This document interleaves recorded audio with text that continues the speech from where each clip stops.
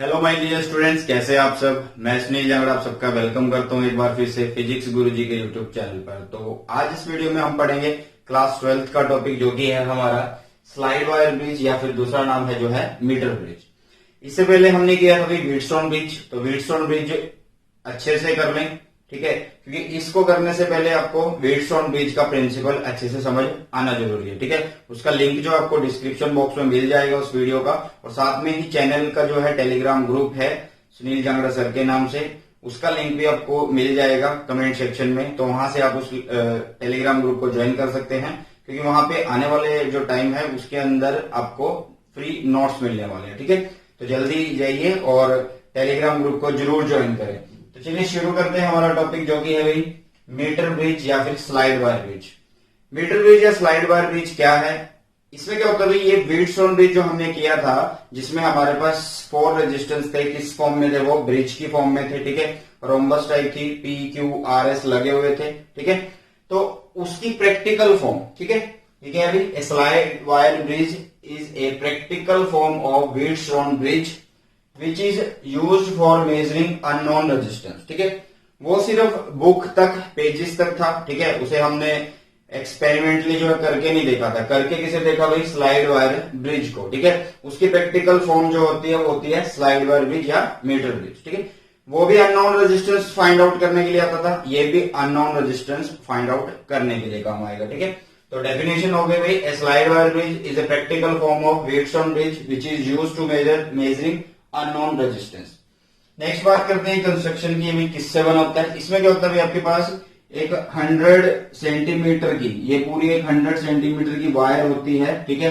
कितने सेंटीमीटर की वायर है भाई, ये 100 सेंटीमीटर की वायर होती है, जिसको हम बोलते हैं 1 मीटर, ठीक है। ये किस चीज की बनी होती है, ये मैग्नीम या कांस्टेंट की बनी होती है, ठीक है। ये होती है भाई, देखिए ये जो लाइन से हमने बनाया हुआ है स्ट्रिप्स को, ये स्ट्रिप किस चीज की है, ये है आपकी कॉपर स्ट्रिप। किस चीज की है ये, कॉपर स्ट्रिप है, ठीक है।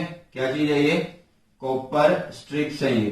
तो इस कॉपर स्ट्रिप्स को याद रखना है, इन कॉपर स्ट्रिप से जो है ये वायर हमारी जुड़ी होती है। तो टोटल कितनी भी 100 सेंटीमीटर है। प्रैक्टिकल फॉर्म मतलब जैसे जैसे हमारा व्हीटस्टोन ब्रिज जुड़ा हुआ था वैसे वैसे ही ये जुड़ा हुआ। देखिए यहाँ पे क्या है, ए ये पॉइंट हमने लिया, बी और ये पॉइंट हमने लिया, सी और ये पॉइंट हमने लिया, डी। तो जैसा कि आपको पता है व्हीटस्टोन ब्रिज में ए और बी के बीच में था हमारे पास पी, क्या था, पी। ये क्या था हमारे पास भाई, क्यू। ये था हमारे पास आर और ये था हमारे पास एस। जो एस होगा वो अननोन होगा भाई, कैसा होगा, अननोन होगा, ठीक है। और जो ये होता है ये हमारा नॉन रेजिस्टेंस होगा, कैसा होगा भाई, नॉन रेजिस्टेंस होगा। तो बाकी सारा डायग्राम जो है भाई जैसे हमारा व्हीटस्टोन ब्रिज था उससे कनेक्ट है, ठीक है। उसमें क्या था, ए और बी के बीच में पी लगा हुआ था, बी और सी के बीच में क्यू लगा हुआ था, डी और ए बी के बीच में गैल्वेनोमीटर लगा हुआ था, डी और सी के बीच में एस लगा हुआ था, डी और ए के बीच में आर लगा हुआ था, ठीक है। फिर उसके बाद ए और सी के बीच में हमारा जो है ईएमएफ लगा हुआ था। अब सर्किट की बात होगी, किस चीज का मटेरियल है वो हमने बात कर ली। अब बात करते हैं भाई, अगर जो वायर हमने ली है, अगर हमने जो वायर ली है उसका अगर हम एक आर रेजिस्टेंस मानते हैं, क्या मानते हैं भाई, आर रेजिस्टेंस मानते हैं, जो कि क्या है, resistance per unit length of wire है। वो जो रेजिस्टेंस हमने माना है आर, वो जो वायर ली है, ये मान लीजिए हमने ये वायर ली थी, तो इस वायर का जो पर यूनिट रेजिस्टेंस है, पर यूनिट रेजिस्टेंस वो आर है भाई, कितना है, आर है। तो कंप्लीट का फाइंड आउट करने के लिए क्या होगा, कंप्लीट का रेजिस्टेंस, तो जितनी लेंथ होगी उतने से मल्टीप्लाई। तो यहाँ पे ये लेंथ है 100, ठीक है। अब यहाँ पे देखिए हमने क्या किया भाई, यहाँ पे लगा रखा है हमारा पॉइंट, जिसको बोलते हैं हम जॉकी, क्या बोलते हैं इसको भी, जॉकी बोलते हैं, ठीक है। क्या बोलते हैं, जॉकी, या फिर इसको हम बोलते हैं नल पॉइंट, क्या बोलते हैं इसको, नल पॉइंट बोलते हैं, ठीक है, नल पॉइंट। नल पॉइंट क्या होता है भाई, बैलेंस्ड कंडीशन, मतलब जब आपका जो गैल्वेनोमीटर ब्रांच है उसमें से कोई करंट फ्लो नहीं करेगा, वो आपका होगा नल पॉइंट, ठीक है।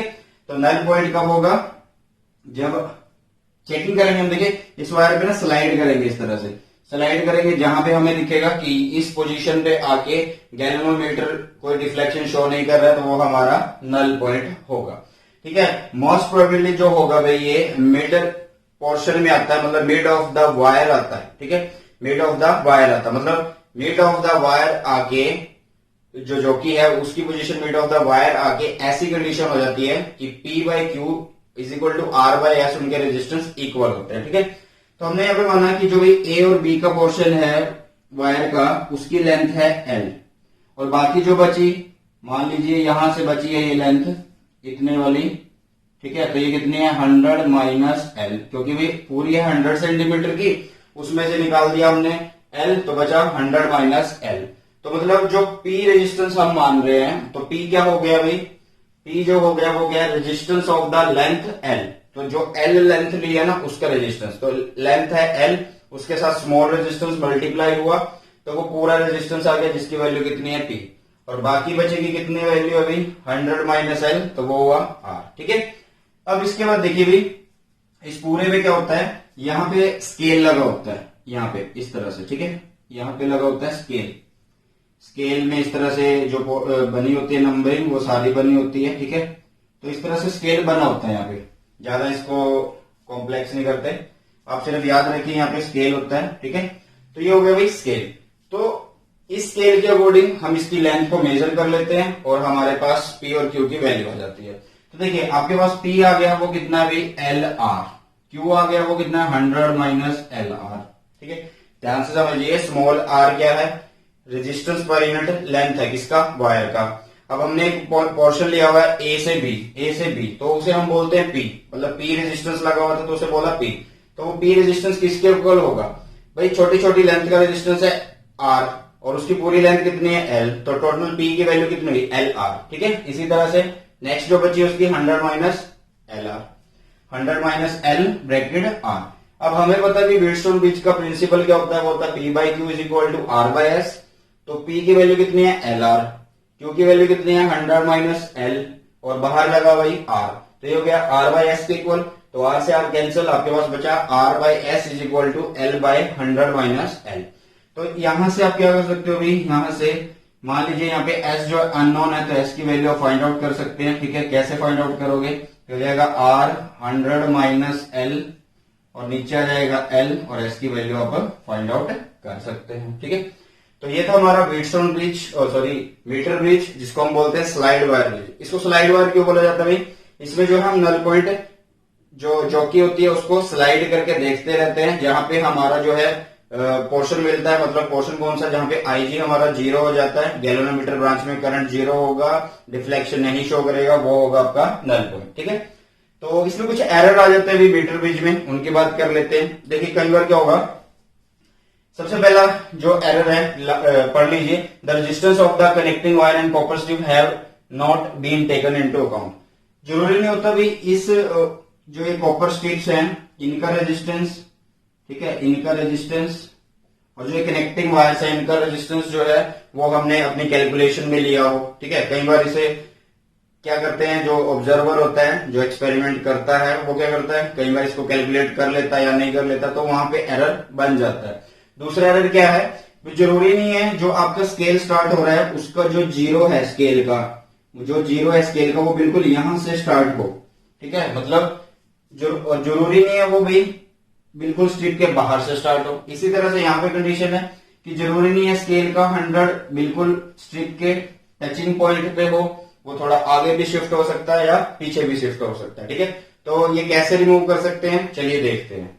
ये एरर है, हमने अभी पढ़े थे जो एंड एरर, वो एंड एरर जो है वो उनको कैसे फिनिश किया जा सकता है। देखिए जो एंड एरर है उसको कैसे खत्म करेंगे, हम क्या करेंगे भी, जो R है उसको S के साथ रिप्लेस कर देंगे और S को R के साथ। ये एक्सपेरिमेंट हम बार बार करेंगे। ठीक है, मतलब R की जो वैल्यू है, जो रेजिस्टेंस है उसको एक बार S पे लगा रहे हैं, फिर जो S है उसको R पे लगा रहे हैं। ठीक है, यही प्रोसेस कर रहे हैं। इससे क्या होगा, मतलब हम बहुत सारी ऑब्जर्वेशंस ले लेंगे और उससे हम S जो हमारा अननोन रेजिस्टेंस है उसकी एक मीन वैल्यू आ जाएगी। मीन मतलब एक एवरेज वैल्यू आ जाएगी जो कि हमारा जो है प्रॉब्लम को सोल्व कर देगी। ठीक है, मतलब उससे हमारा एंड एरर खत्म हो जाएगा।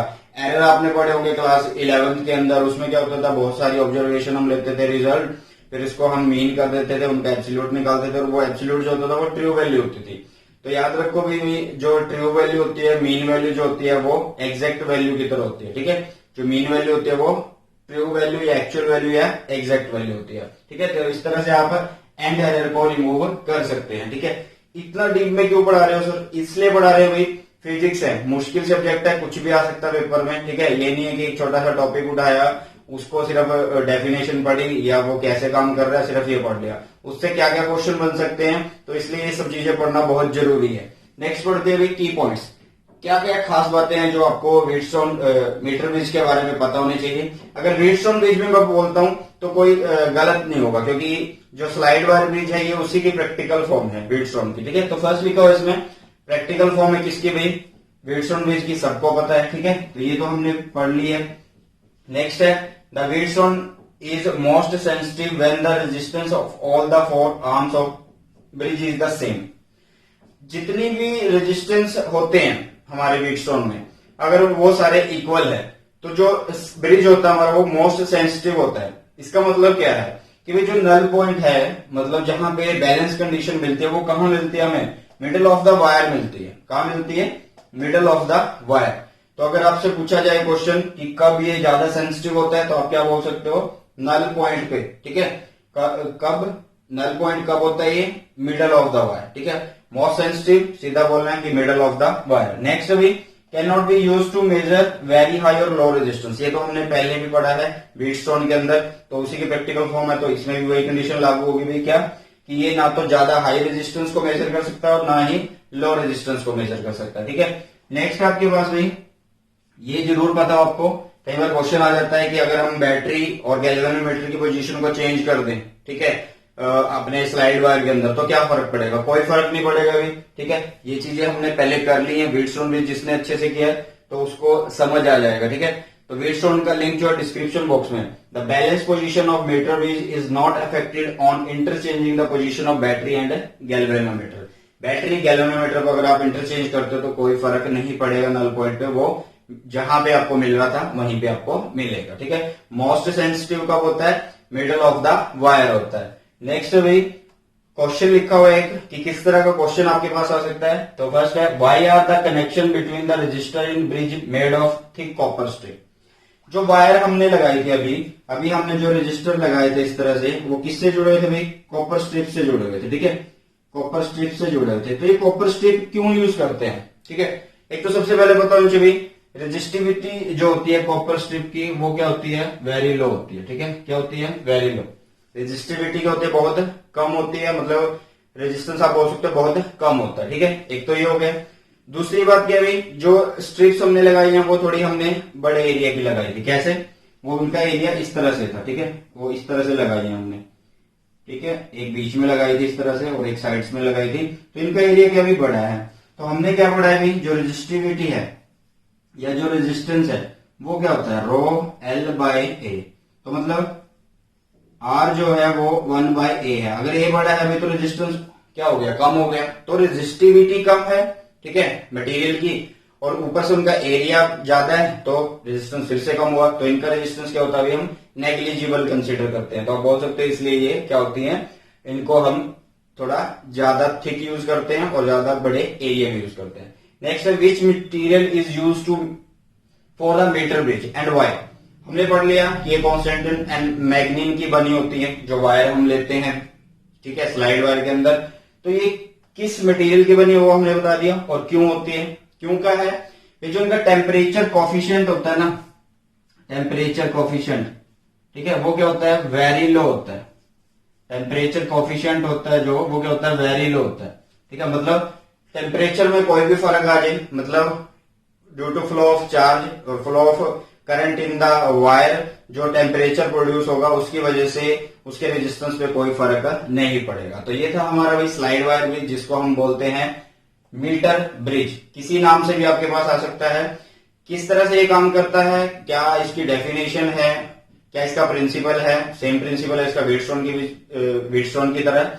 ठीक है, क्या इसमें एरर है, क्या इसके की पॉइंट्स थे और किस तरह से क्वेश्चन आएगा, वो सभी हमने इस वीडियो में कर लिया। तो कैसी लगी हमारी वीडियो जल्दी बताएं, और साथ में जो अभी अगर आप चैनल पर नए आते तो चैनल को सब्सक्राइब कर दीजिए, अगर आप पुराने हैं तो अपने फ्रेंड्स के साथ शेयर कर दीजिए। साथ में टेलीग्राम का ग्रुप है, उसे जरूर ज्वाइन करें। तो मिलते हैं हमारी नई वीडियो में, तब तक के लिए वीडियो को देखिए, अच्छे से पढ़िए, अपने नोट्स बनाए। Thank you students.